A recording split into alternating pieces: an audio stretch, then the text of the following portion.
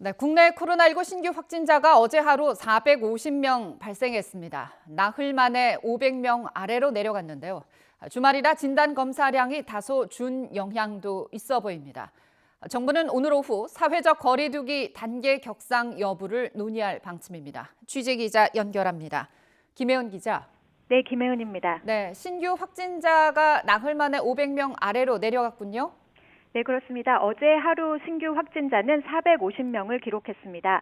하루 만에 50여 명 줄었는데요. 주말이면 진단검사량이 줄어든 영향도 있어 보입니다. 주말 검사 건수는 바로 전날 평일 대비 7천여 건 감소했습니다. 지역 발생 확진자는 413명으로 이틀 연속 400명대를 기록했고 해외 유입 확진자는 37명입니다. 지역별로 보면 서울 146명, 경기 95명, 인천 22명 등 수도권에서 절반 이상 발생했습니다. 부산 21명, 충북 20명, 강원과 전남 19명 등 비수도권 지역에서도 꾸준히 확진자가 잇따르고 있습니다. 해외 유입 확진자 37명 가운데 17명은 검역 단계에서 확인됐습니다.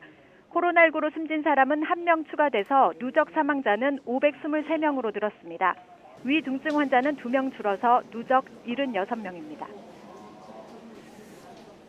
네, 나흘째 지금 보면 감소세가 이어지고 있습니다만 여전히 확진자 수가 많습니다. 정부가 오늘 사회적 거리 두기 단계를 격상할지 논의한다고요?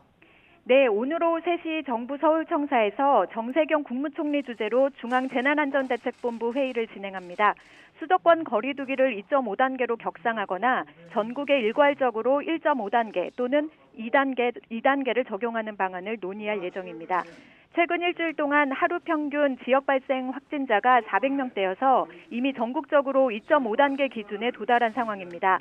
다만 2.5단계로 격상할 경우 중소상공인들의 경제적 타격이 커서 단계 격상이 쉽지만은 않은 상황입니다. 방역당국은 최근 거리두기 단계 격상을 지나치게 서두르는 것도 부작용이 발생한다면서 신중한 입장을 보여왔습니다. 정부는 현재 전국을 1.5단계 또는 2단계로 격상한 뒤 지역별 상황에 맞게 방역 조치를 일부 조정하는 방안을 고민 중인 것으로 알려졌습니다. 지금까지 사회부에서 YTN 김혜은입니다.